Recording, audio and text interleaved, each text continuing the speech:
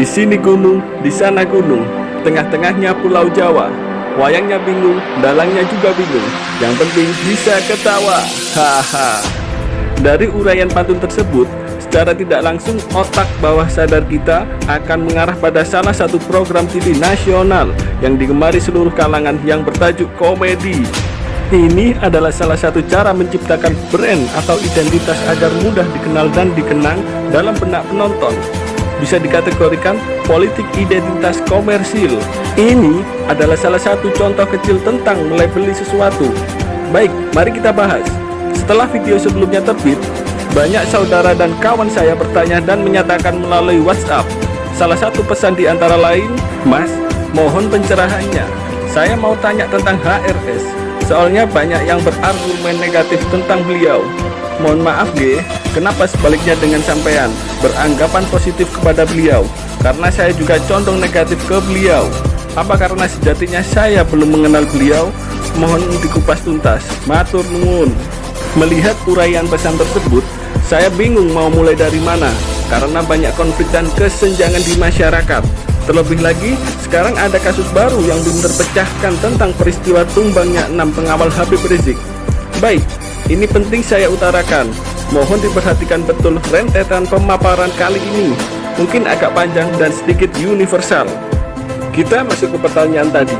Kenapa saya beranggapan positif terhadap Habib Rizik Syihab? Pertama-tama, dapat dipastikan saya sebagai muslim wajib menghormati keturunan baginda Nabi Muhammad SAW dengan atau tidaknya latar belakang para ahlul bait.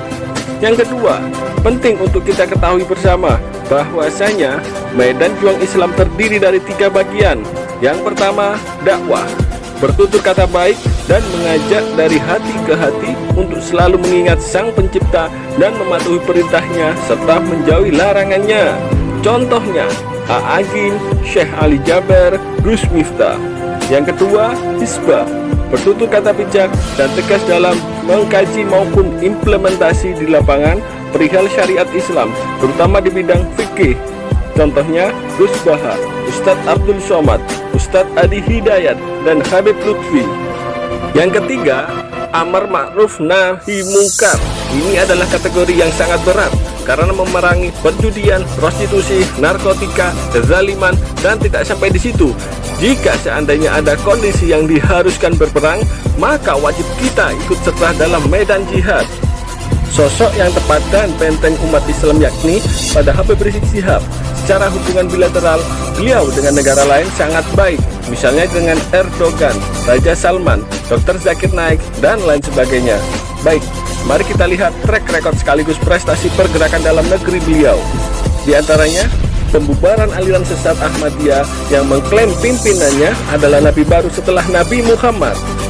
Berjuang di konstitusi pada zaman SBY tentang pelarangan hak edar bebas minuman keras, sebagaimana sekarang tidak dijual di tempat umum, misalnya Indomaret dan Alfamaret dan lain sebagainya.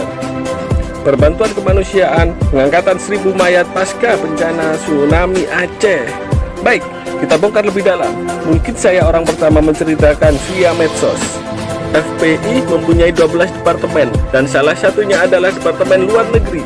Pada tahun 2003 sampai 2007, Departemen Luar Negeri FPI yang dibawahi Sekjen Munarman menyoroti dan ada kekhawatiran tentang RAND Corporation, di mana RAND Corp adalah pusat penelitian dan kajian strategis tentang Islam di Timur Tengah atas biaya Smith Richardson Foundation, berpusat di Santa Monica, California, dan di Arlington, Virginia, Amerika Serikat.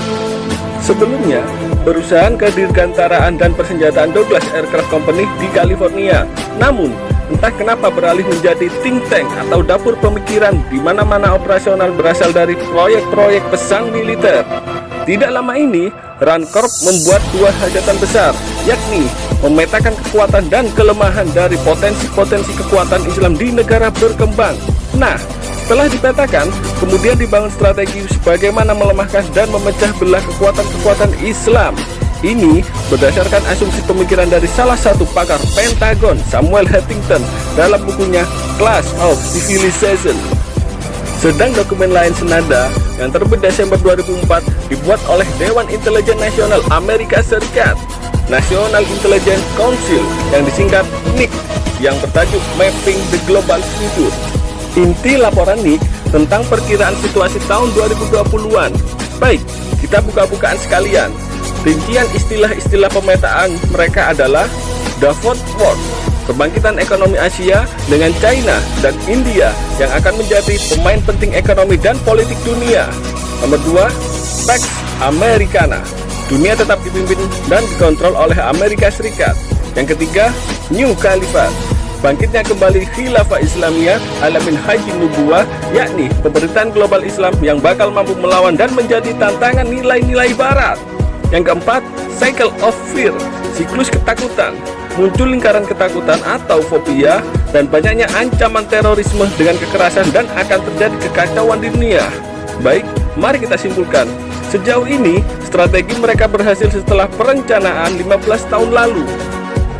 Indonesia menjadi sasaran empuk di mana sumber daya alam mulai dari nikel, emas, uranium, dan lain sebagainya akan diperebutkan karena metamorfosa dari uang kertas ke digital dengan jaminan emas. Bahan bakar migas akan beralih ke baterai dan bahan utama nikel. Nuklir akan menjadi alat kekuasaan berasas uranium. Indonesia juga terbesar penduduk muslim di dunia serta terbanyak keturunan Nabi Muhammad yang berada di Indonesia, sehingga menjadi ancaman bagi mereka. Jadi sahabat, saya yang non-akademik tidak mempunyai keterampilan dan ilmu dapat berbagi seperti ini dengan kalian. Apalagi Habibuna Rizik Syihab dengan memikul beban berat di pundaknya dari dalam negeri maupun luar negeri. Semoga Allah Subhanahu wa Ta'ala memberi hidayah yang bertuturan terhadap para sahabat yang tidak sepaham dengan beliau. Allah kuasa, makhluk tak kuasa. La ilaha illallah. Wallahu a'lam bishawab.